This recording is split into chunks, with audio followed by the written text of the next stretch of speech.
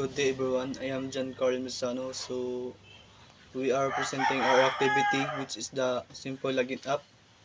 So this is the first code of our activity. So first is import Java swing and import Java out and import Java out event action event. Then import Java out event action listener. Then import Java out event mouse adapter. Then import Java out event mouse event. So, any na mga import is nag-start ng class for the swing library for creating the GUI out for basic graphics and event handling classes for handling user interaction. So, next steps is class simple login app extends JFrame. So, in class simple login app, so meaning in is a window frame. Next is private JText field username field. So, in mga private is tawag na GUI components. So, private private G password field. Then private G button sign in button. So, next is private G label no account label. So, again, nagitawag in mga kuan, private is GUI components. So, in the first private is text field, username field. So, if mag-enter kita ng username is magawas is field. Next is private password field. So, ang magawas is password field. Pag i-enter na password is field. Then, pag manato sign in ng username, and password is sign in button din nato. Then, next is private label no account. So, pag manato sign in ng username and password, ang magawas is no account label. Next is public simple login app. So, ining public simple login app. So, ang nato si title is app. So, ining title nato is na app is ang window to app. Then, set default close operation. Si JFrame exit on close. So, meaning ato set default is set default is nag specifies what happens when the user close the window. And then set size 300 to 200. So, sets the initial size of the window to 300 and 200. So, next is set layout, new border layout. So, ining set layout is ang manager for the frame to border layout. So, inis nag-divide na ng I mean 5 regions sa window na to is north, south, east, west, and center. So, kung gusto nato ng ang ato frame is yan sa kilid or yan sa taas or yan sa center. Magpili rin na.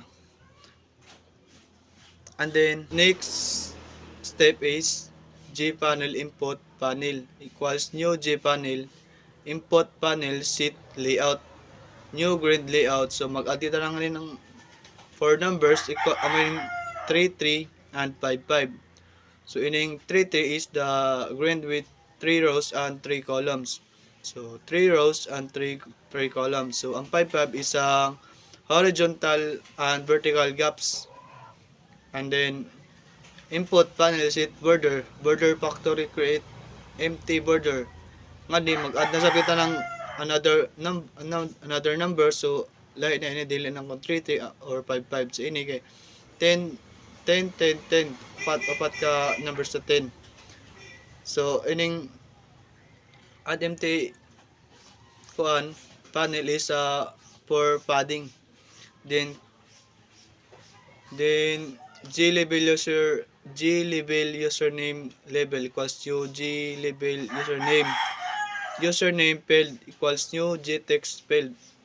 G label password label equals new G label password.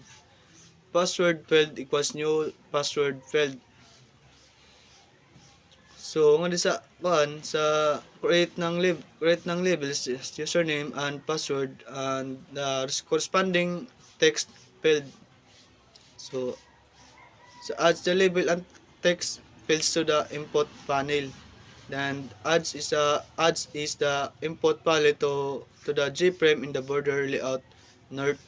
So nga di gipapili sita kung naan kita magpili kung gusto na to north, east, west or center ba, nga di ato pili is north region. And the next steps is sign in button equals new G button sign in. Nga di mag sign in ito ng ato button, then sign in button add action listener, new action listener. So public void action perform action event. The string username equals username field dot get text. String password equals new. String password field dot get password. So J level success level equals new J level. So ngayon sa J button is a level sign in. Mag sign in ta sa ato gi butangan na button. And sa adds is action listener to the button. So ang listener is triggered when the button is clicked. So kung ato i-click ang button is mo gawas na lang ang result kung error ba or sakto na to username and password. So inside the action perform method, so ang retrieves the text from the username field and password field. So kung ang ato password field get password, so ang mag-return share, so which is the converted to a string using new string. Then creates a G level to display a successful message. So ang ato HTML formatting is used to center the text and make the username bold and larger. So ngayon sa ato code is naggamit kita hapon ng HTML for our frame. And then the next steps is the no account label equals new J level don't have account. Kung ato pag-login nga ni kung may ato pa ba kuan account or wala na. So no account label set horizontal alignment swing contents center. No account label set foreground color blue. Then no account label set cursor get predefined cursor hand cursor. No account label that add mouse listener, new mouse adapter. So nga di sa ato gimuna G level is with the don't have account kung may ato account or wala. Then ko anang centers the text is horizontal. Then change the cursor to the hand cursor when the mouse is hovers over the level indicating it's clickable. See, and then adds a mouse listener to the label. So when the label is clicked, a new registration form is created. It's assume that the registration form class is defined elsewhere. Reference to the simply login up, so it's passed to the registration constructor.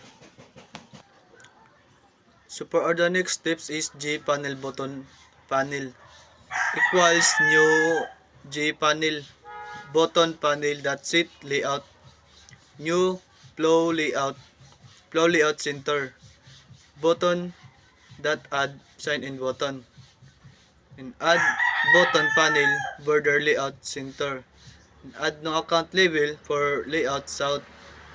So nga sa ato G panel button is a called button panel to hold the sign in button, and then sets the layout of the button panel to flow layout the center alignment.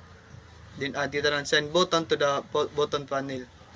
Then sa adds is the button panel to J-frame in the border layout center region.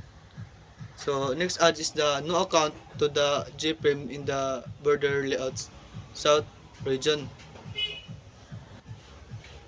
So for the next step is username field that set text admin. Set visible is true. So set location relative to null. So nga sa ato, username field is the admin. So set visible is true. So mix the window visible. So this is the important to, otherwise you wala na yato ilang na lain pa. So sa set location relative is the center the window on the screen.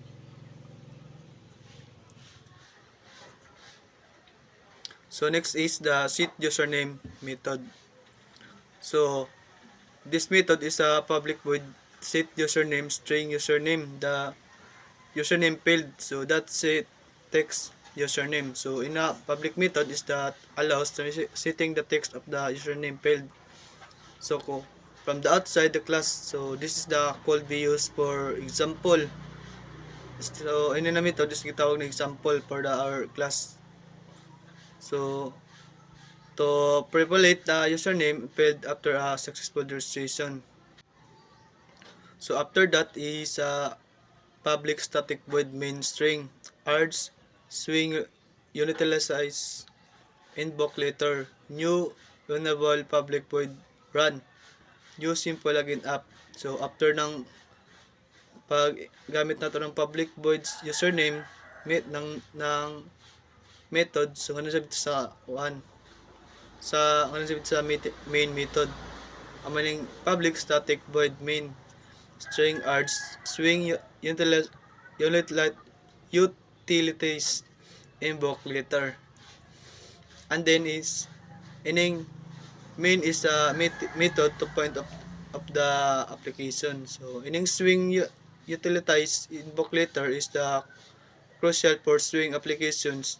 So it ensures that GUI is created and updated to on the event dispatch. So this prevent potential trading for issues and ensure that the GUI is responsive. So that's all is thank you.